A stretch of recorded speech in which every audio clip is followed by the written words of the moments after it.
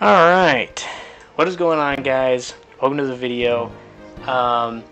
Little confusion. I actually meant to record this video, but when I first recorded it, I actually streamed it accidentally. If you guys saw that, that was, I guess, the uncut version for you guys there. But anyways, I'm actually recording this one. Welcome to the video, guys. Today I have played Silksong off camera. I'm just going to be narrating through my experience, telling you guys my thoughts on the game.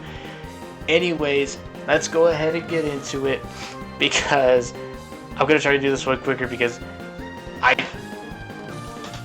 don't even know how I messed up last time. But anyways, to go over the game, starts off pretty simple. Great looking game at the beginning.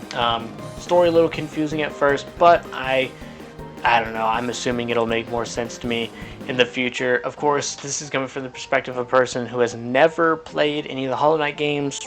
I don't know much about them at all, so I don't really have an idea of what it's supposed to be. So again, this is a fresh perspective, but a kind of a review in a way. I'm also talking about, you know, obviously this is like probably one of the most hyped games, easily the most hyped game of the year. You know, you could argue past few years. I mean, this is such a huge game, long time waiting. But anyways, as someone who has never played the game, I'm going to get into a little bit of my experience. So to start off with, first area, pretty simple. I will say the controls are nice. I love a game you can play on just generally like keyboard, no mouse, especially when I'm like traveling or doing other stuff like that, because it just makes things really convenient. But anyways, so the controls seemed really nice. Kind of some of like the physics and just the way the game is really like the first part of my playthrough is really what I was getting the hang of, is like those kind of mechanics and stuff. So getting into those, pretty simple stuff. There's like a few buttons, like it's not too complicated, but it's still something you have to master to be good at the game. So I appreciate that. The first area was pretty simple. I mean, laid out very well, but it's kind of the tutorial in a way, so it makes sense in that way. Simple platforms, like just a little bit of exploring and a couple enemies just to, you know, get the hang of the game with. And it wasn't that bad at the end of the day, so not too bad. I mean, not a huge comment there. I mean, pretty simple stuff. I was like exploring for probably a little bit longer than I should have been, but that's only because I just wanted to like make sure I had seen everything around. And yeah, this kind of like second area where it gets a little bit dark. Again, I feel like it was kind of a bit of the same thing, where it's like, oh, you know, simple stuff, like just showing you different things in the same way. Well, same things in different ways, I guess. It's what it really is. And of course, leading up to the first boss fight of the game, which, I mean, it was a bit difficult at first. Like, again, just because of the whole getting a hang of the controls thing. I really didn't get a hang of the controls until probably my like second playthrough, because I did a lot of exploring in my second playthrough.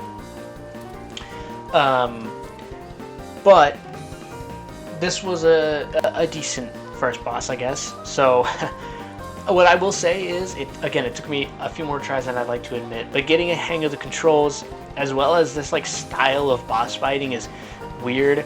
I referenced Cuphead when talking about how, you know, in boss fights in that game, you know, you can stand away from the boss even if they move towards you, and you can shoot them at a distance to give you ample time to react.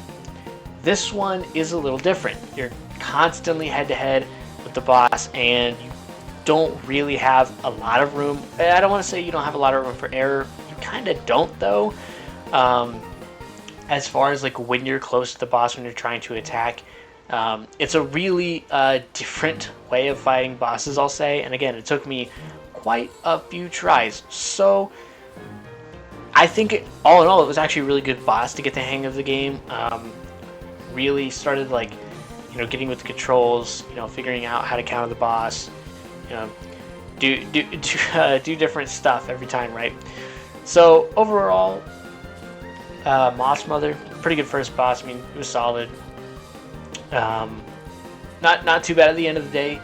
Definitely tolerable, and I will say was good enough. Like, well, it was like challenging enough that I felt like continuing with the game, but like it wasn't like frustrating to the point where I just wanted to quit, which is good because that's what you want. I mean, you want people to hold an interest to your game.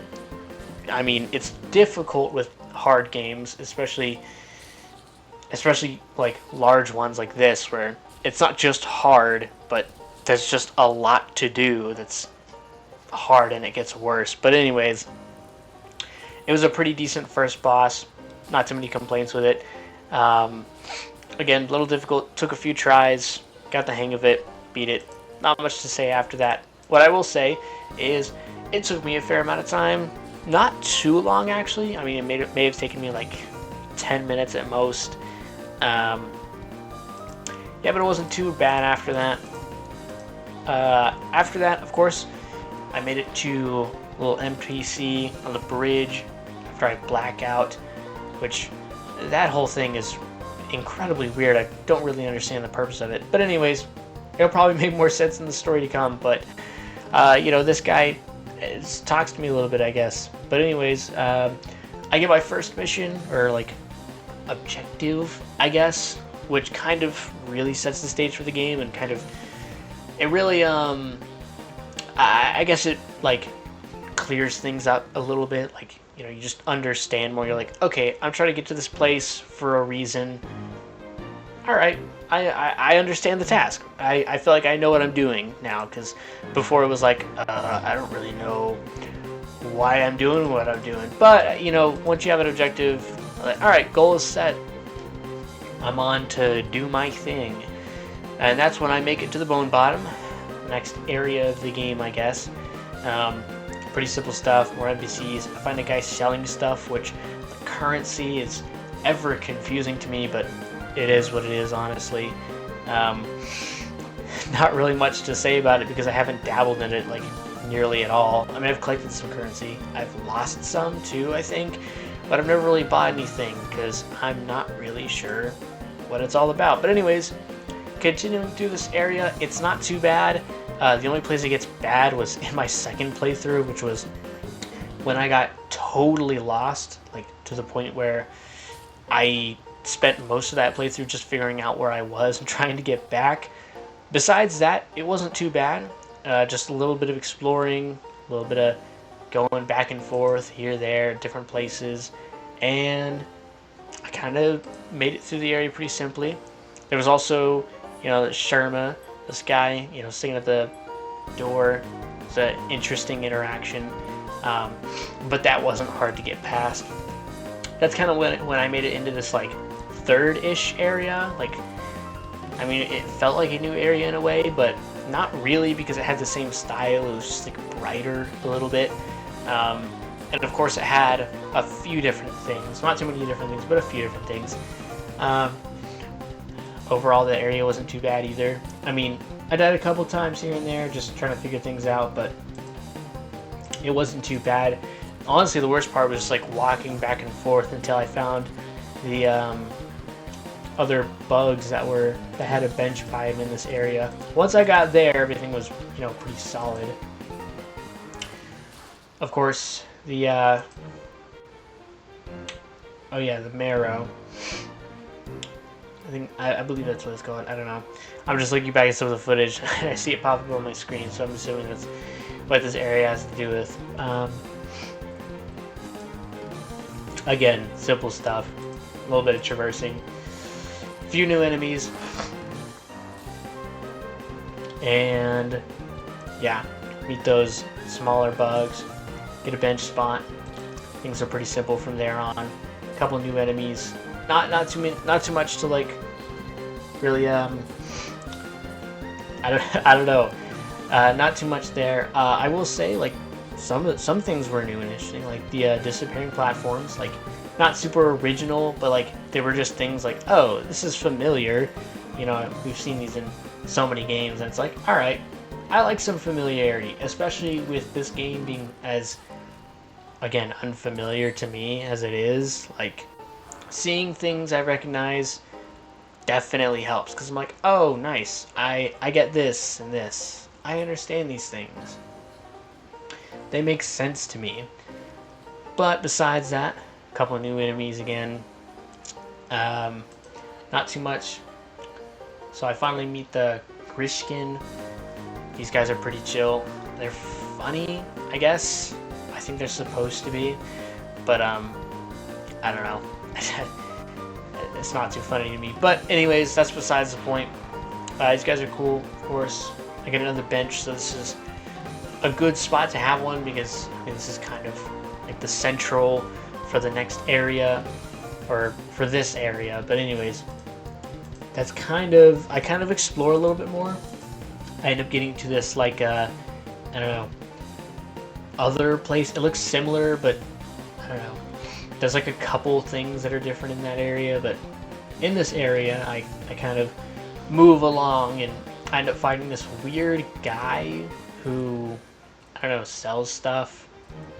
Like, I don't know, dude just looks weird, but he sells stuff. Again, I haven't like bought anything from any of the characters in this game just because I haven't done anything with the currency, though I probably should be doing stuff with my currency, the stuff that I collect, because again, I'm like 110% sure I lose it when I die, so I gotta do something with it, or, you know, collect a bunch of it, but it is what it is for now. I'm kind of just trying to progress and see where I get without it, even though I have this like feeling like some of these things are going to be really necessary later on. If I end up beating it without purchasing anything, you know, I feel like that's just a testament to my skill. Probably not going to happen, but, you know, we'll see. But besides that point, I make it past this guy, which is the thing I forget in the next playthrough I did, was I forgot I could walk past him. So I kind of went by him a couple times, like, okay, this is like the end of the road, I can't get past him, but that's where I got confused last time, is what it is. But when I make it past him the first time, I get up to this, like, I don't know, creature thing and like some string, and I try to cut him out, but it doesn't really work. So I kind of just ditched that plan, and I ended the first playthrough there. Pretty simple stuff. But anyways, where my second playthrough kicks back off is unfortunately in a worse spot, because like I said, I completely forgot where to go and how to get there. I'm not gonna deduct points, you know, from my final score here, but I will say it was aggravating to just be wandering everywhere like, where am I supposed to go? But that was totally on me, so I don't like completely blame the game for that, though at times this game is truly a maze. But anyways, I believe I spent the first about 30 minutes. So I get into this next area because I just decided to, I don't know, ditch the thing with the guy in the strings and the singing dude. I just couldn't, like, I realized I couldn't really do anything there, so I was like, okay, I'm just gonna continue back into this like forest-ish area, really reminiscent of the first area, but I don't know, I don't think they're probably the exact same. I can't imagine. Maybe they are, I don't know. But anyways, introduced a few new enemies, which I'm gonna be honest, really different. They took a bit like time to get the hang of. But like once I figured things out, like you can attack the one guy's projectiles and destroy him, those like moss ball looking things. And of course, once you get used to the guys that are just, you know, hurling themselves at you, it's not as bad. What did get bad through the second playthrough was the fact that I was running out of time. I had already spent like 30 minutes just finding my way back, so I was running out of time. I was like, I gotta finish this somehow, so I was kind of rushing through it at the end, so I kind of didn't make much progress at all. Like, I didn't really accomplish anything that like was substantial or like would have, I guess, saved. I mean, I did flip one switch, is what I was able to do, but the thing is, it was a huge area, this next area. So remember when I said the game was a little large at times?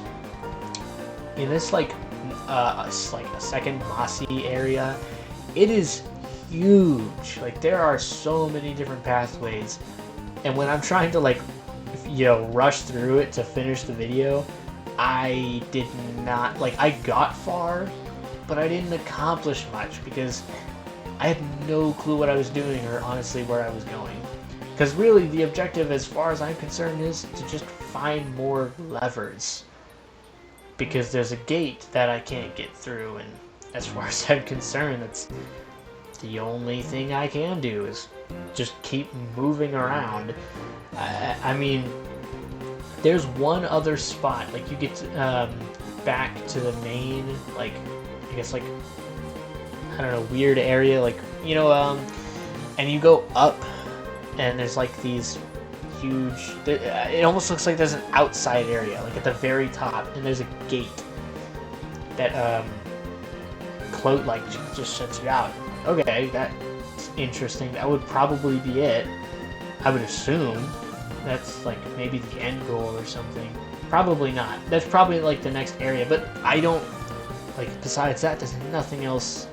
There's no other way to get there, so like this was the only area to go through anyways. But that's besides the point. I just tried to make some progress in the last moments I was doing this here, and I died a few times. So like I had maybe an extra 10, not 20. I had probably like an extra 10 minutes, but I died a few times because I was rushing really hard. So I didn't make as much progress as I probably could have. Besides that, like, not much else to say. I mean, there were some weird enemies along the way. Again, it's a maze in a moss home, or at least this part of it. And I had no clue what I was doing at some point. I was just running. I was just gunning. Just try to make my way through. And it's really evident at some points. But what I did end up doing was dying at the end. That's kind of when I stopped my playthrough. Is I made it to this area, and I like jumped up, and I was like, oh, there's some currency up here. And I get hit by like 2 different traps and this bug that followed me all the way up there, and I got destroyed in that moment. And I was like, oh, okay, I'm dead now, so I'm just gonna end the run here because I kind of knew it was over for me. So it was kind of an abrupt ending, and it's also abrupt ending to this video, but I still only have so far pretty good things to say about the game. Again, I'm not trying to be a critic here because everybody has their own opinions, and honestly, I think I'm probably the last person you should take advice from when it comes to this game, unless you're someone who knows completely nothing about the game. Then you're kind of on the same boat as I am, and if this, gives you any idea of what the game is like, or honestly, I would just say if you haven't played the game and you're considering it, try it. If it's not free for you, because I got this through Game Pass, and so it was completely free for me. If it's not free for you and you don't want to drop 20 bucks, definitely stay tuned. I'll put more out there. I guess that's a good way to value it right now. Would I have paid 20 bucks for this game, like, at the point I'm at? Probably not.